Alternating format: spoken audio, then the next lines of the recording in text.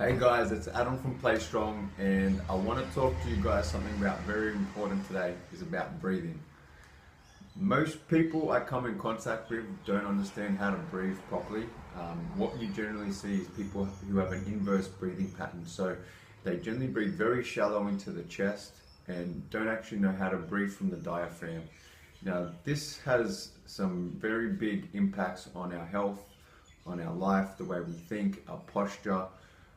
It affects everything, and long term it really can take years off our life, because when we really are breathing shallow into our chest, we actually trick our body into telling our body that we're stressed out. That's where, our chest is kind of where all our stress receptors are and nerves, and when we breathe shallow, we actually stimulate the sympathetic mechanism, which is the fight or flight, which elevates our stress hormone. So learning to breathe deep from the diaphragm really starts to activate the more nourishing, the more recovery, more digestive processes, and we're able to kind of recover, relax, be more grounded, make better decisions.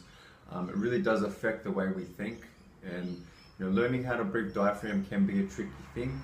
There's a few ways to go about this. Generally, the easiest way to go about it to start off is laying on the floor on your back.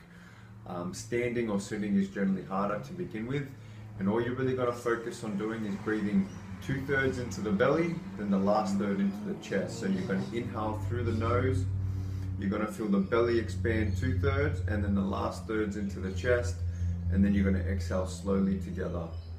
So the belly needs to lift first. Some people will really find this very difficult, and as hard as they have the right intentions, but they'll really just overuse their chest muscles, their scalenes and their shoulders and chest will elevate, and this is something that really needs to be addressed and corrected, especially if you're really trying to improve your health, and in terms of mental clarity and improving energy. It's pretty much the foundation. And this also relates, going back to strength training. If we don't really understand how to breathe from the diaphragm, that is, breathing from the diaphragm is actually a prerequisite of strength training. So when we actually get the air in the belly, brace, create that intra-abdominal pressure, that's when we're really going to start getting more out of our strength training as well. When we learn how to brace effectively, we can build a six-pack just from squatting and deadlifting if we understand how to create that intra-abdominal pressure, create that tension, and really get stronger. But it starts with learning how to breathe from the diaphragm.